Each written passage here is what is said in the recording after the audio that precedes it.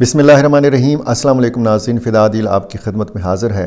तमाम तर नज़रें अफ़गानिस्तान के ऊपर जमी हुई हैं और जब भी पाकिस्तान में कोई बड़ा वाक़या होता है फिर उस हवाले से जब सरकारी तफ़सीलात सामने आती हैं, हुकूमती जो वज़रा हैं वो जब बयान देते हैं तो फिर पता चलता है कि जी हर हमले के पीछे अफ़गानिस्तान की सरज़मीन का हाथ है और अफ़गान सरज़मीन इसमें इस्तेमाल हुई है।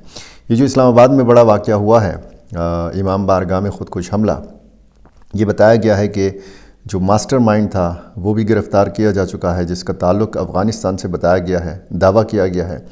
पहले वफाकी वज़ीर इत्तलात और नशरियात अताउल्लाह तारड़ ने मीडिया से बात की, उसके बाद एक प्रेस कॉन्फ्रेंस की वज़ीर दाखिला मोहसिन नकवी ने, और उन्होंने भी अफ़गानिस्तान का ज़िक्र किया, बार बार नाम लिया और बार बार ये बताया कि ये जो ख़ुदकुश हमला आवर था इसने ट्रेनिंग हासिल की अफ़गानिस्तान से। इससे पहले वज़ीर दिफ़ा ख्वाजा आसिफ ये बता चुके थे और मैं आपको पिछली एक वीडियो में ये भी बता चुका हूँ कि बलूचिस्तान हमलों की तो मज़म्मत नहीं की थी अफ़गान तालिबान ने, लेकिन इस्लामाबाद हमले की फ़ौरी मज़म्मत आई थी अफ़गान तालिबान की जानिब से, उनकी जो वज़ारत ख़ारजा है उसके ज़रिए। इस हवाले से इंतहाई अहम करार दिए जा रहे हैं आइंदा चंद घंटे, 24 घंटे, 48 घंटे या 72 घंटे, या इसमें ताख़ीर हो सकती है। किस सिलसिले में ताख़ीर हो सकती है ये आप अच्छी तरह जानते हैं। इससे पहले भी पाकिस्तान मुख्तलिफ़ ऑप्शंस इस्तेमाल कर चुका है, शवाहिद देना, फिर मीडिया में बताना और फिर बार बार अफ़गान तालिबान के ऊपर ये ज़ोर देना कि जी अफ़गान सरज़मीन पर मौजूद हैं पाकिस्तानी मिलिटेंट्स, उनके जो ग्रुप्स हैं उनके सरबराहान, उनके ख़िलाफ़ आप कार्रवाई करें, उनको आप रोकें कि वो सरहद पार दरअंदाज़ी ना करें, वो तश्कीलें लेकर पाकिस्तान में ना दाखिल हों, यहाँ पे ना हमला आवर हों। और इसी तरह मुज़ाकरात का ऑप्शन ये भी इस्तेमाल हो गया। और मुज़ाकरात से कबल आपको पता है कि मुतअद्दिद मरतबा एयर स्ट्राइक्स की जा चुकी हैं पाकिस्तान की जानिब से, कंदाहार से लेकर जो मुख्तलिफ़ सूबे हैं, काबुल में हुआ, पक्तिया में, खोस्त में, निंगरहार में मुख्तलिफ़ इलाके जो हैं। और फिर आपने देखा होगा कि 11-12 अक्टूबर की शब जब पाकिस्तान और अफ़गानिस्तान की फ़ोर्सेस के माबेन बाकायदा एक जंग छिड़ी, और उसके बाद फिर हमने देखा कि अफ़गान फ़ोर्सेस को तो ज़ाहिर है कि ये पता है कि वो फुल स्केल जंग जो है ये पाकिस्तान के साथ नहीं लड़ सकती। तो ये अफ़गान फ़ोर्सेस की तरफ से जो 11 और 12 अक्टूबर को किया गया था, उसके बाद फिर हम देखते हैं कि पाकिस्तान की तरफ से सरहद को बंद किया गया, अफ़गानिस्तान के साथ तिजारत का सिलसिला बंद किया गया, अफ़गान ट्रांजिट ट्रेड को मुअत्तल किया गया, और ये सिलसिला अभी तक जारी है। 4 महीने तकरीबन हो चुके हैं या होने वाले हैं। तो ये सूरत हाल हम देख रहे हैं। 4 महीने कुछ दिन रहते हैं तो ये पूरे हो जाएंगे जब तिजारत और सरहद दोनों बंद हैं। अच्छा, हसास मकामात की जो सिक्योरिटी है ये इंतहाई सख्त की गई है इस्लामाबाद हमले के बाद। और 8 फरवरी आपको पता है तहरीक इंसाफ का एहतजाज है, शटर डाउन है या पहिया जाम हड़ताल है, जो भी सिलसिला है मुख्तलिफ़ शहरों में ये होगा और देखा जाएगा कि इस दिन किस किस्म का शो जो है वो तहरीक इंसाफ की जानिब से नज़र आएगा। इसके लिए भी सिक्योरिटी के इंतहाई सख्त इंतज़ामात किए गए हैं। और आज की वीडियो में मैंने आपको ये भी बताना है कि गैर मुल्की फ़ंडिंग को कैसे रोका जाए। इस हवाले से पाकिस्तान और मुत्तहिदा अरब इमारात के माबैन एक मुआहदा हुआ है, इसकी तफसील भी मैंने आपको बतानी है। आज जो मीडिया से बात की वज़ीर इत्तलात और नशरियात अताउल्लाह तारड़ ने, उन्होंने भी अफ़गानिस्तान का ज़िक्र किया। और जो मोहसिन नकवी ने प्रेस कॉन्फ्रेंस की, इसमें उन्होंने कहा कि ये जो इस्लामाबाद हमले की जो सारी मनसूबाबंदी है ये अफ़गानिस्तान में हुई, हमले का ज़िम्मेदार भारत है, हमले से मुंसलिक तकरीबन तमाम अफराद को गिरफ़्तार कर लिया गया है। उन्होंने ये कहा कि ये जो नेटवर्क्स हैं जो अफ़गानिस्तान में सरगर्म हैं और इनको जो माली मावनत और हिदायत मिलती हैं ये भारत की तरफ से मिलती हैं, और सरज़मीन इस्तेमाल होती है अफ़गानिस्तान की। और इसमें जो इस्लामाबाद का हमला था इसमें भी यही सारी मनसूबाबंदी اور انہی کے کارندوں کے ذریعے یہ سارا سلسلہ جو ہے یہ ہوا، اور پھر داعش کے کارندوں کے ذریعے بتایا گیا ہے کہ یہ منصوبہ بندی، تربیت اور عمل درآمد کے مراحل سے یہ حملہ جو ہے یہ گزرا، جبکہ غیر ملکی فنڈنگ براہ راست ڈالرز میں فراہم کی گئی۔ یہ بھی انہوں نے بتایا۔ انہوں نے کہا کہ میں بالکل واضح کر دینا چاہتا ہوں کہ بھارت ان کی مالی معاونت کر رہا ہے، بھارت ہی انہیں اہداف دے رہا ہے، اور بھارت ہی ہر قدم کی منصوبہ بندی کر رہا ہے۔ یہ تنظیمیں ان کی تنخواہوں پر ہیں۔ آج دنیا خاموش رہے، مگر وہ دن آئے گا جب ہر ملک تسلیم کرے گا کہ دہشت گردی کا اصل سرپرست بھارت ہے۔ وزیر داخلہ نے بتایا کہ دھماکے کے فوراً بعد قانون نافذ کرنے والے اداروں نے کارروائیاں شروع کی اور رات بھر آپریشن جاری رہا۔ صبح 3 بجے تک خیبر پختونخوا پولیس کے کاؤنٹر ٹیررزم ڈپارٹمنٹ CTE نے حملے سے منسلک تمام افراد کو گرفتار کر لیا تھا۔ انہوں نے تصدیق کی کہ پشاور اور نوشہرہ میں چھاپوں کے دوران 4 سہولت کاروں کو گرفتار کیا گیا ہے، جبکہ مبینہ ماسٹر مائنڈ جو داعش سے وابستہ ایک افغان شہری ہے وہ بھی زیر حراست ہے۔ آپریشن کے دوران خیبر پختونخوا پولیس کا ایک افسر بھی شہید ہوا۔ محسن نقوی نے کہا کہ تمام منصوبہ بندی اور تربیت افغانستان میں ہوئی۔ ہمارے پاس اب ایسے افراد موجود ہیں جنہوں نے مکمل تفصیلات فراہم کی ہیں کہ حملہ آور کو کیسے منتقل کیا گیا، کیسے تربیت دی گئی اور پھر واپس بھیجا گیا۔ وزیر داخلہ نے کہا کہ TTP، داعش اور دیگر غیر ملکی دہشت گرد تنظیمیں مل کر کام کرتی ہیں اور افغان سرزمین سے آپریٹ کرتی ہیں۔ انہوں نے کہا کہ اس وقت افغانستان میں 21 دہشت گرد تنظیمیں موجود ہیں۔ اقوام متحدہ کی رپورٹس بھی اس کی تصدیق کرتی ہیں۔ انہوں نے کہا کہ پاکستان خطے میں دہشت گردی کے پھیلاؤ کے خلاف ایک دفاعی دیوار کا کردار ادا کر رہا ہے۔ اگر یہ دیوار ذرا سی بھی کمزور ہوئی تو دوسروں کو بھی اس کا خمیازہ بھگتنا پڑے گا۔ مئی کے بعد ان دہشت گردوں کا بجٹ 3 گنا بڑھ چکا ہے۔ محسن نقوی نے کہا کہ اس معاملے کو عالمی فورمز پر اٹھایا جائے گا۔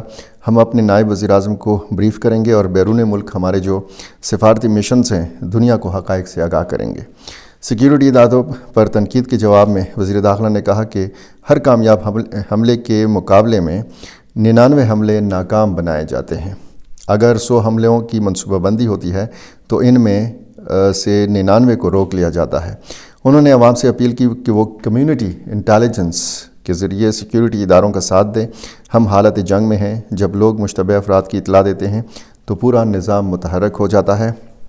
محسن نقوی نے کہا کہ ہم بہت کچھ کرنا چاہتے ہیں اپنے اداروں کے لیے لیکن وہ نہیں کر پاتے۔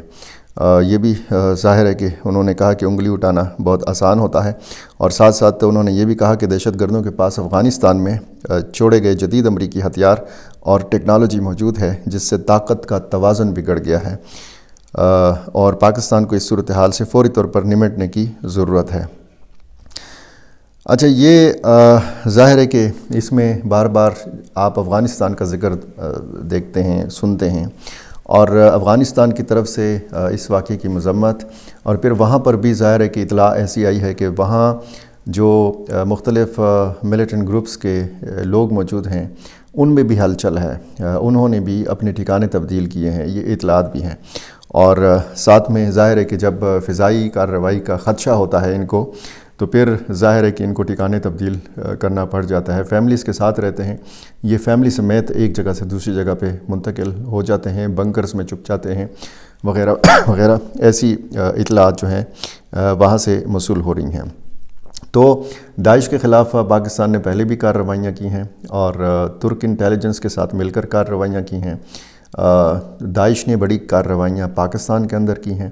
باجوڑ کے اندر جس طریقے سے نشانہ بنایا داعش نے، اور جس طریقے سے علماء کرام کو نشانہ بنایا جاتا رہا ہے، مذہبی جو رہنما ہیں وہ داعش کے جو ہے اہداف ہیں، اور یہی داعش جو ہے یہ افغان طالبان کے لیے بھی درد سر بنی ہوئی ہے۔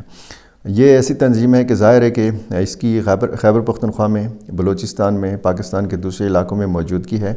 بڑے بڑے انہوں نے حملے کیے ہیں، اور حالیہ اسلام آباد کا واقعہ اور داعش کی طرف سے اس کی ذمہ داری لینا، تو ظاہر ہے کہ بہت ساری چیزیں ایسی ہیں کہ جس سے پتہ چلتا ہے کہ پاکستان داعش کے بھی نشانے پر ہے۔ ایک طرف اگر ہم دیکھتے ہیں TTP ہے، گل بہادر گروپ ہے، اتحاد المجاہدین پاکستان ہے جس میں لشکر اسلام بھی ہے، جماعت الاحرار کے لوگ بھی ہیں، اس طرف بلوچستان میں آپ دیکھیں BLA ہے، باقی اس طرح کی تنظیمیں ہیں، اور داعش بھی اس میں جو ہے یہ ایسی خطرناک تنظیم ہے جس نے خطرناک حملے کیے ہیں۔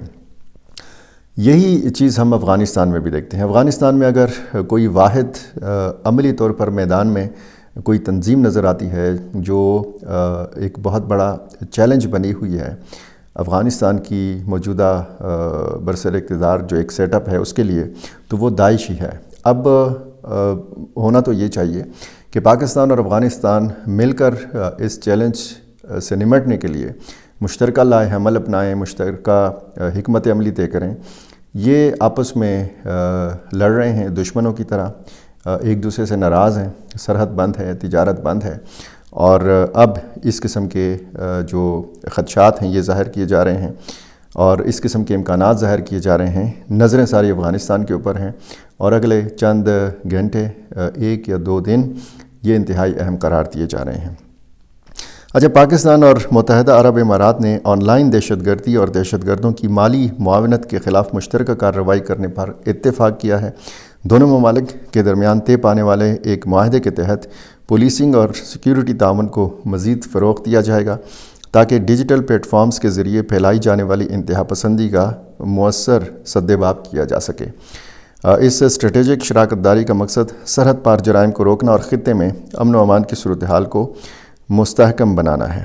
یہ ظاہر ہے کہ ایک بڑی ڈیولپمنٹ ہے غیر ملکی فنڈنگ روکنے کے حوالے سے، اور جو بھی الزام لگتا ہے فنڈنگ کے حوالے سے، چاہے BLA کے لیے ہو، TTP کے لیے ہو، گل بہادر کے لیے ہو، یا پھر داعش کے لیے ہو، اور جیسے میں نے شروع میں کہا کہ جی بتایا گیا کہ جی بھارت فنڈنگ کر رہا ہے، سرزمین استعمال ہو رہی ہے افغانستان کی، ایسے میں ڈیجیٹل جو پلیٹ فارمز ہیں، سوشل میڈیا کا جو استعمال ہے وہ کیا جا رہا ہے، اور آن لائن ٹرانسفر ہوتی ہے، اور جس طریقے سے محسن نقوی بتا رہے تھے کہ یہ جو رقم ہے یہ ادائیگیاں ڈالرز میں ہوتی ہیں۔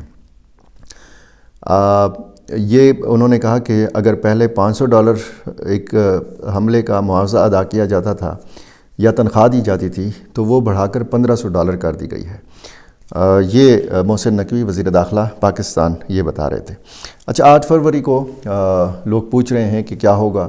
ظاہر ہے کہ اتوار کا دن ہے، بہت ساری مارکیٹیں بند ہوں گی۔ لاہور میں بسنت منائی جا رہی ہے، وہاں پہ ہلا گلا ہوگا، اور جہاں پہ مارکیٹیں بند ہوتی ہیں اتوار کو وہ تو ظاہر ہے کہ بند ہوں گی۔ اسکول، کالجز، تعلیمی ادارے تو ویسے بھی اتوار کو بند ہوتے ہیں، عام تعطیل ہوتی ہے۔